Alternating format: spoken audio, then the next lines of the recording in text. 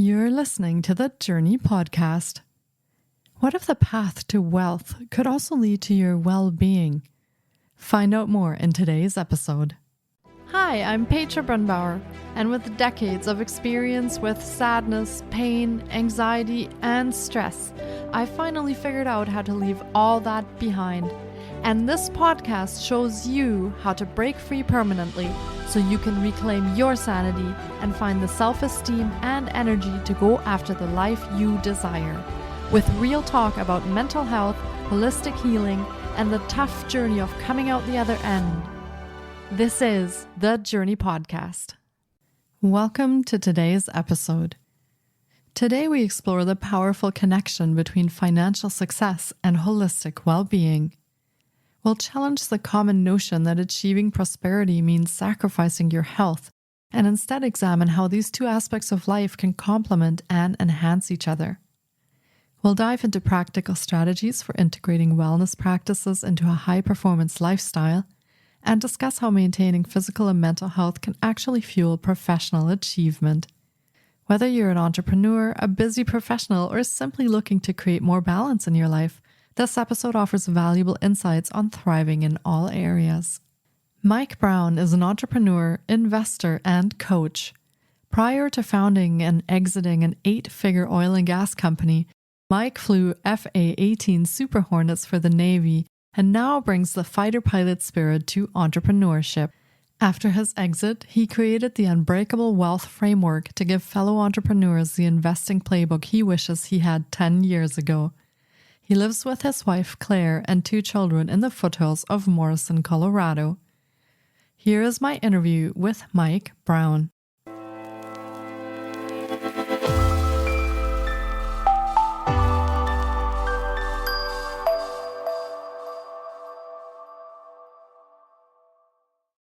Hi, Mike. It's so great to have you on the podcast today.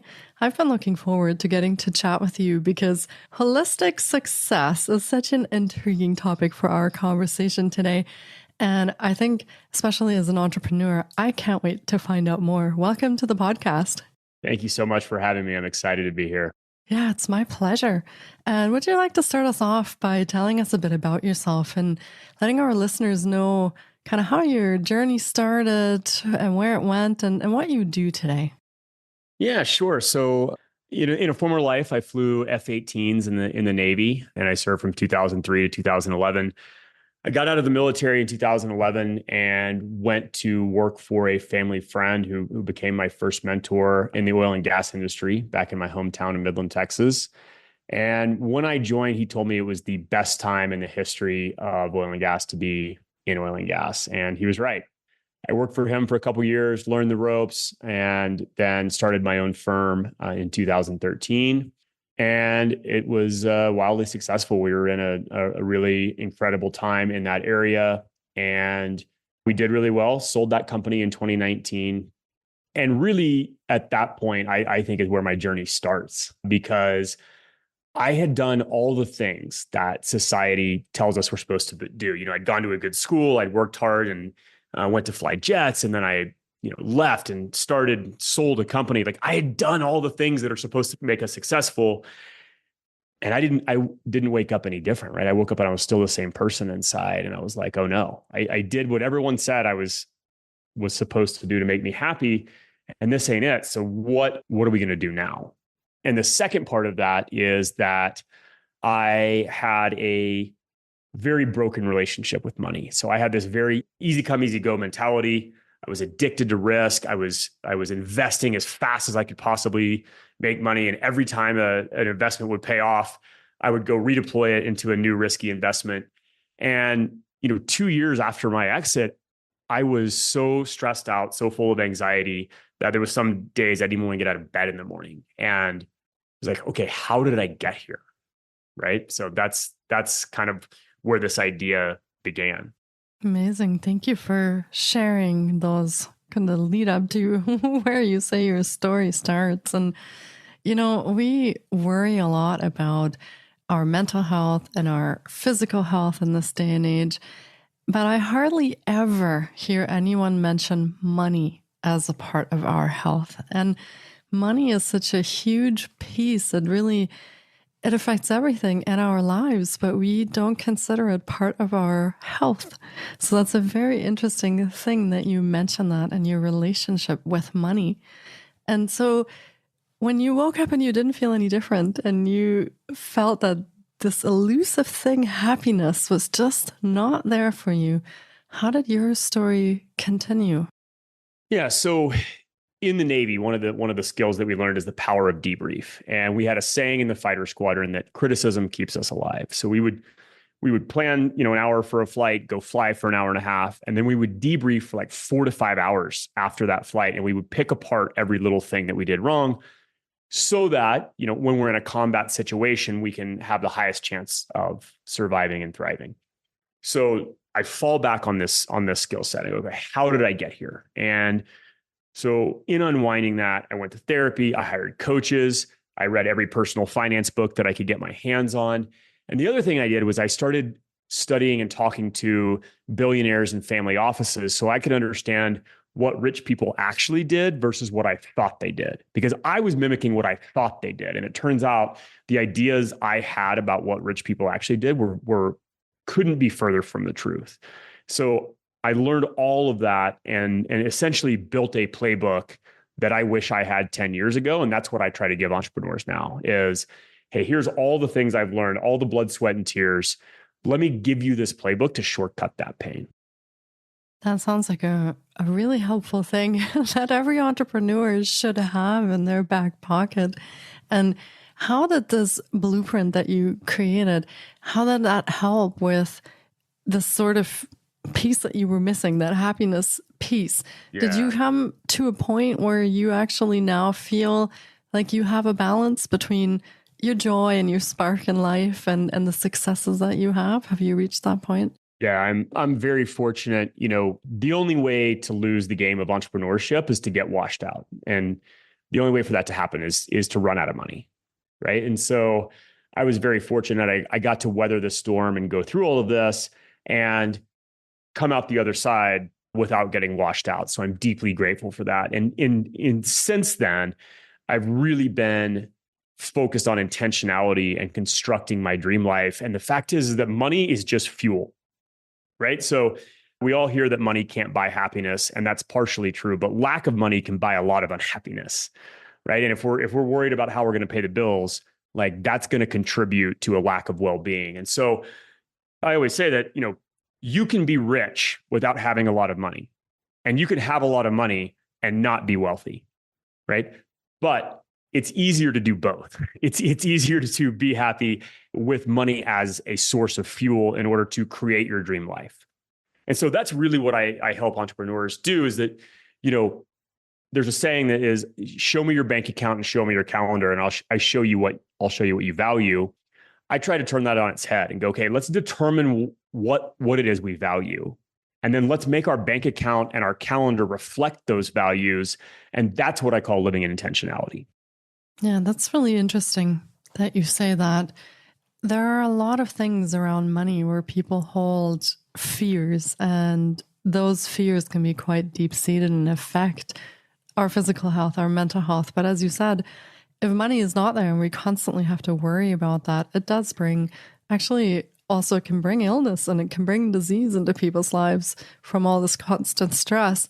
So totally. What have you learned in your journey? What are some of the first steps that you help entrepreneurs with if they are finding that what they're doing might not be aligned with their joy in their life, or they're struggling with their relationship with money? Where do you start with that? Well, first of all, I would say that you're not alone. And in our society, we love to look at athletes or lottery winners and laugh about how they blew all their money. But the fact is, entrepreneurs do the same thing all the time. And so, when I was kind of going through this, I actually just had a talk at an event, and I gave a very raw speech about, hey, I don't know who needs to hear this, but let me tell you my journey since selling my company.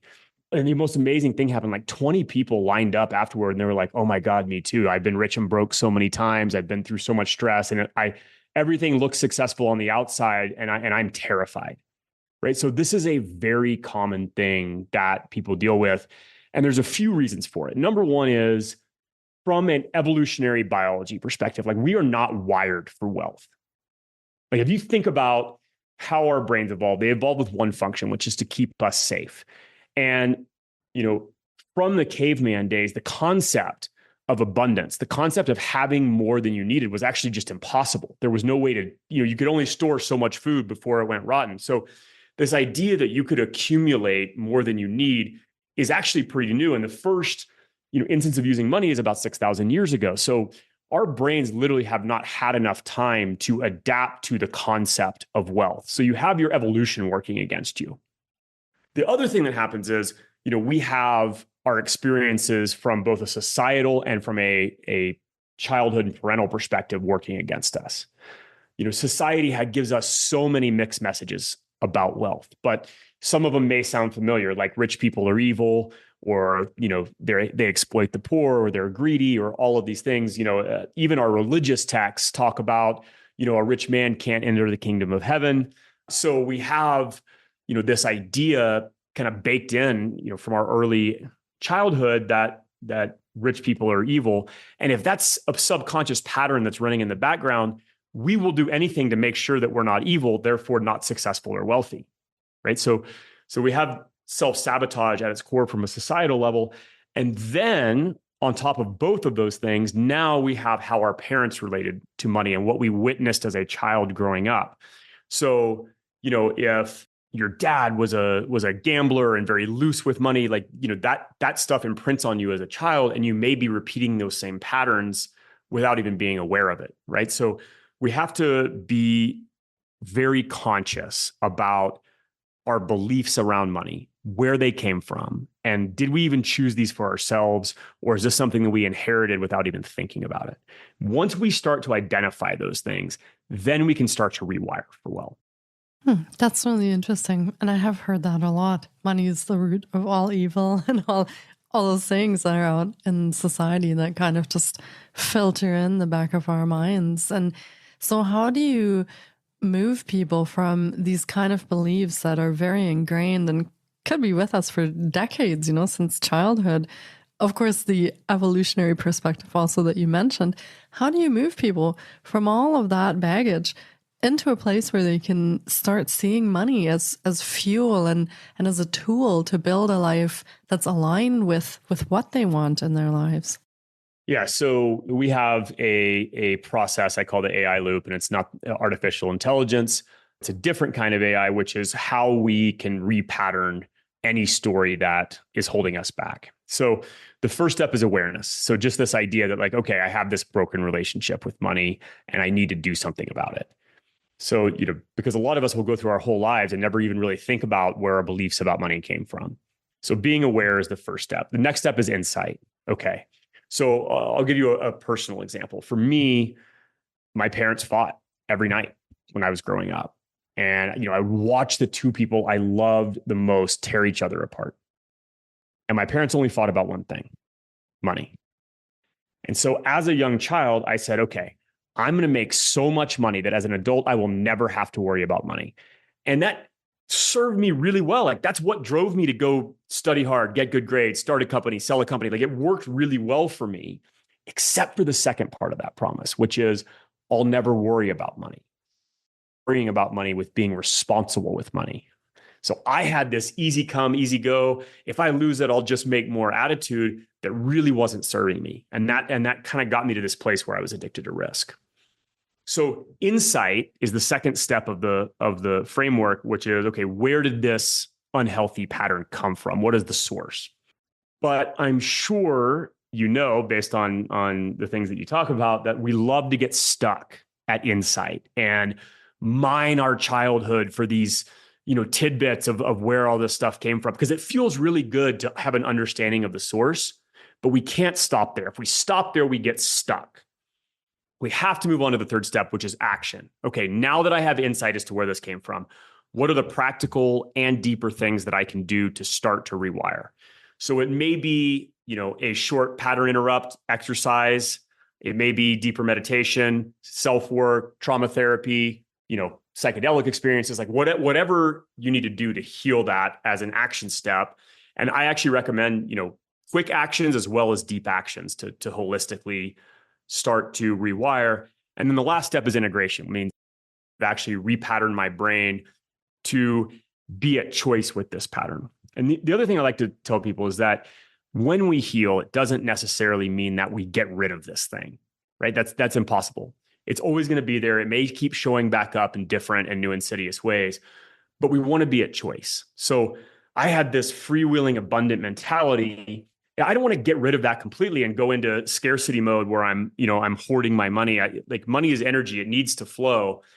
I needed to go, okay, when is this appropriate to have this attitude and when is it not? Right. So that's what healing looks like for me, is when I can be at choice and still try on that old pattern when it makes sense, but not be run by it from a subconscious perspective. That's actually really great, because I feel like very often there is this cognitive dissonance where we feel like we need to move on from something. We can no longer be this in any kind of capacity, or we'll fall back into this stuckness that you were talking about. So I like the idea that we can still feel free enough to try this on whenever we need to, and then decide, does this even help me now? Or is this just really outdated in the situation that I'm in? So I think that will make it easier for people to actually find their path and what works in their relationship with money. I also like the fact that you're balancing this with some of the action steps that will not just help us break patterns, but also help support us so that we also have the mindset that will then work with this new belief that we're developing around money. You mentioned meditation. And what kind of things do you recommend for people to build that mindset that then will go with these new money beliefs that they're building? Yeah, there's so many different tools that we can use, and it depends on the tool for the job. But one of my favorites that I actually use often is from Byron Katie, the 4-question process of inquiry, ultimately culminating in who would I be or how would I show up if I didn't believe this thought. One of the questions that I love to ask people to kind of get started and start to identify some of these limiting beliefs is, what scares me the most about being rich? And when we ask that, a lot of fears can immediately start to surface. I'll give you one example. A lot of times people go, oh, I'm afraid that the people I grew up with or my friends or my parents won't like me anymore because, of the way they feel, because rich people are evil or money is the root of all evil, right? And we'll never allow ourselves to be successful if we fear that we're going to lose the people that we love, right? So identifying those places where we are limiting ourselves because of that fear, because we all know what fear of failure looks like, right? We're afraid to fail publicly. That's really scary. Fear of success is its more insidious cousin, where I'm going to keep myself small, or I'll be just successful enough so that I don't upset other people's sensitivities or draw the ire of society. And that's equally as dangerous, I think, for an entrepreneur as fear of failure. It's interesting because it strikes me also as a bit of a cultural experience now that you actually mentioned that, because when I speak to people from North America, there's more of a mindset that a lot of possibilities, money can help you move forward with things and become a tool in your business. And where I live in Europe, there's very often the mindset that you must be the same as everyone else in the country. You can't be more successful. You can't have more money. So there's this really it sounds equal, but it's not really equal when you think of it. So I find it interesting that there's also these cultural nuances when it comes to money, and every culture or religion sort of has their beliefs around what money and money success should look like. So very interesting. And I would imagine that you experience that with your clients and the people you work with on all different levels.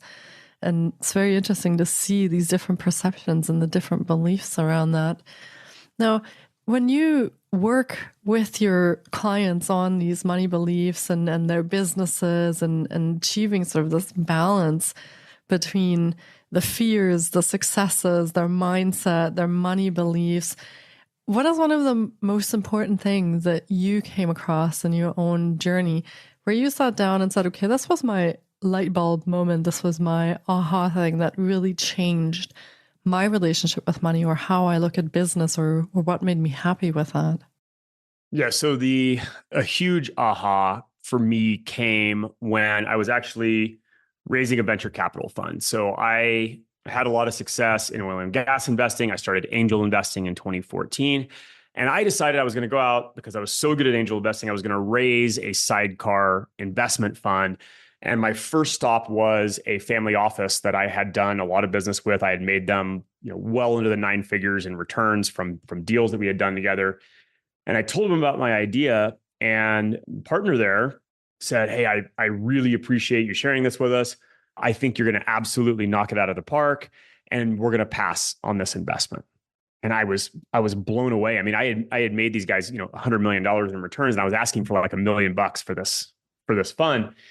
And so when I asked him why, he said, "Our number one rule in this office is to never lose money.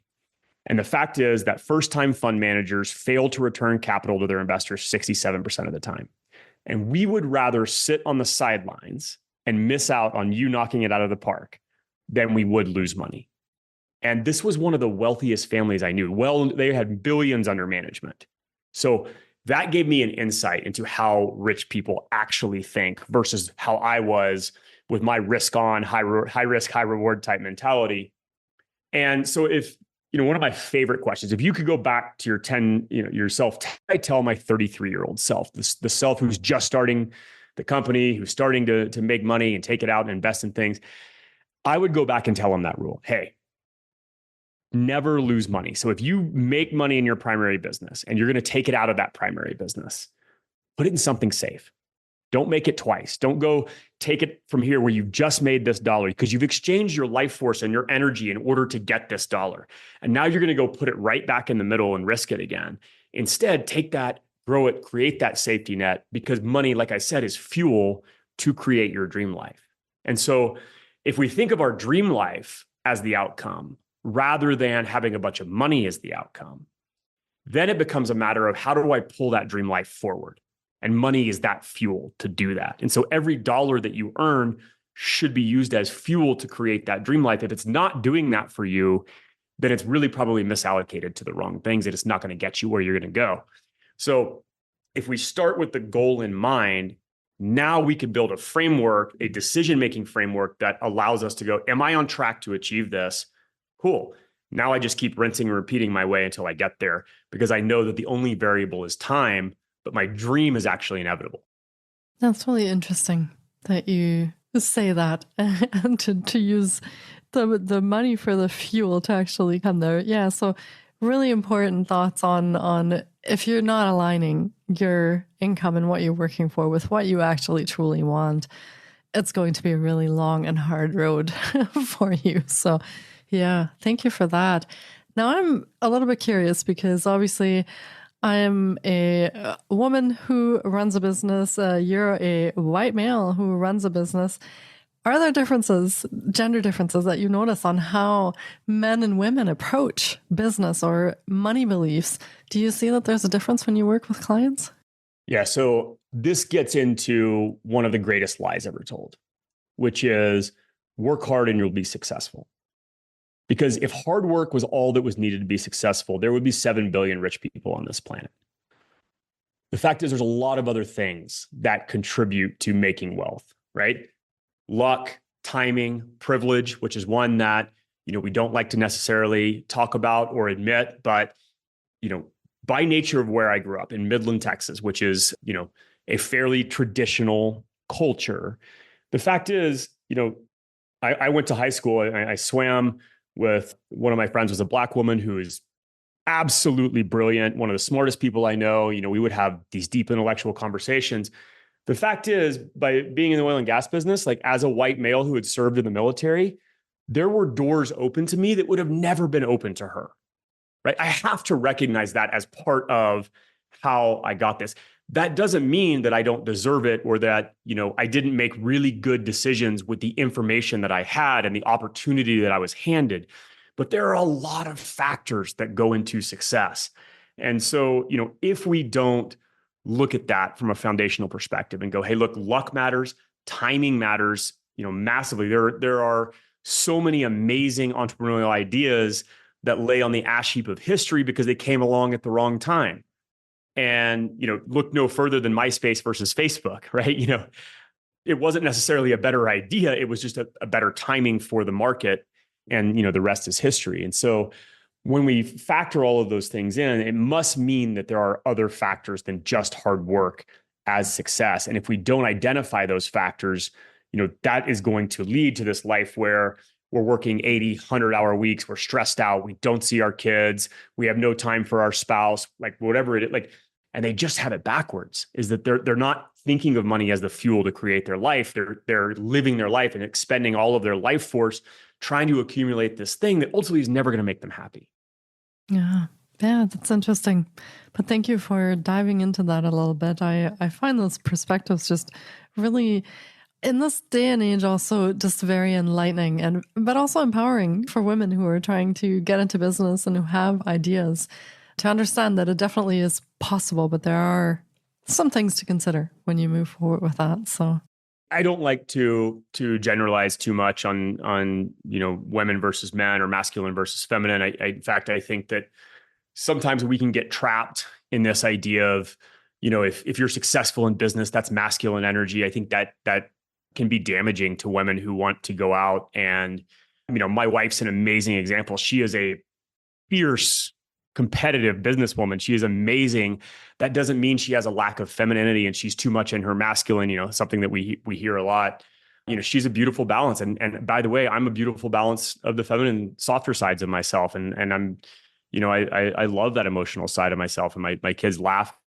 They think it's really funny, but, so I think we have to be careful, putting people in those boxes, but, yeah, like for women in business, there are both advantages and disadvantages.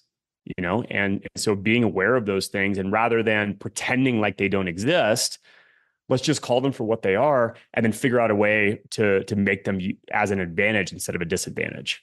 Yeah, that's a really better use of our energy. That's for sure. So yeah, thank you for letting us in on that and giving your thoughts on that. I find that is a very interesting perspective on business as well.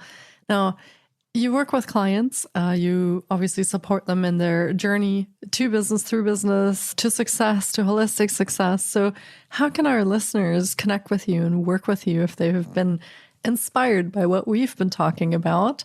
How can they work with you, and what do you offer? Yeah. So first up, head to my website, unbreakablewealth.com. Sign up for my newsletter. I spend a ton of time every week writing. It's one of my favorite mediums to just share anecdotes, tactics that I've learned in the trenches as a decade plus of a professional investor. And I share, things that I'm thinking about every week there. I have a couple of options. I have a group program that is really transformational for people. I would say it's a really good balance between money mindset, uncovering our money stories, rewiring for wealth, and then also the practical tactics, frameworks, and strategies for how to build wealth in an intentional way. And that's a annual group coaching program. I've got one-on-one options as well if someone really wants to dive deep. And then finally, if maybe you're concerned that I don't have enough money to do this, or I'm not so you can basically, the ideal client for me is someone who's far enough along in their business journey where they kind of found product market fit. They're not worried about having to pay their bills. Their hair's not on fire trying to launch their business, but maybe they're just starting to kind of make enough money where their income covers their expenses, and they're thinking about, okay, what do I do with this money and move next? All the way to people who, just sold for $80, $100 million, and they're trying to figure out, how do I manage newfound wealth, and what do I do post there? So anyone along that spectrum totally qualifies, and I'd love to have you. And we have a really amazing group of entrepreneurs who are committed to healing their relationship with money, growing their life intentionally, and building a life they never have to retire from. Yeah. And I just want to ask you, do you work with clients internationally as well, or just clients in the US? No, I have currently in the program, we've got multiple people from Canada. I've got someone who lives in Germany and Australia, Colombia. I think I have 2 people from Colombia, Romania. There's all kinds of people. There is a portion of the tactical stuff that's going to be US specific because, if I'm talking about a specific tax strategy that may not be available overseas, but I would say that's about 5% of the content. So much more of it is, this overarching let's build a vision for our lives and execute strategies in order to make that a reality. That 5% of content that's US specific, shouldn't be an issue for international folks. Perfect. And we will be linking to all of Mike's offerings in the show notes as well. So be sure to check there how you can connect with him, how you can work with him. And of course, if you've been listening to our past half-hour discussion on beliefs around money and success, you might find that you have your light bulb moment or your aha moment working with Mike on those things that will really propel you forward in your own entrepreneurial journey. And if you do decide to work with Mike, let us know how your experience is going, how you enjoy it. We always love to know what you're up to and what you're trying out for your own mental, physical, and emotional well-being. So get in touch and let us know how you're enjoying that. Well, this has been another incredible episode, and I really hope our listeners have enjoyed our journey into holistic success as much as I have. This has been such an enlightening episode, and thank you so much, Mike, for coming on today and sharing your journey and what you're up to these days. I find that this is such an important part of our health to talk about money and success and about business. So thank you so much for taking the time to share that with us. Thank you so much for having me. It's an honor to be here, and you ask amazing questions. Oh, thank you. I hope it's been helpful to our audience, because I feel like we need to deliver things that they can really take on board in their own lives and make a difference in their own health. So I feel like this is a huge topic that will affect men, women, older people, younger people, all across the board, because we always have to deal with money in one way or another. So thank you again for sharing that, and take care, Mike. Thank you. Thank you so much for taking time out of your day to listen in. If you enjoy the Journey podcast, please support us by subscribing, sharing on social media, and leaving us a review. We appreciate you. And you can find more of The Journey on Facebook, Instagram, TikTok, and our website, thejourney.com. Sending you love and courage, and see you next time.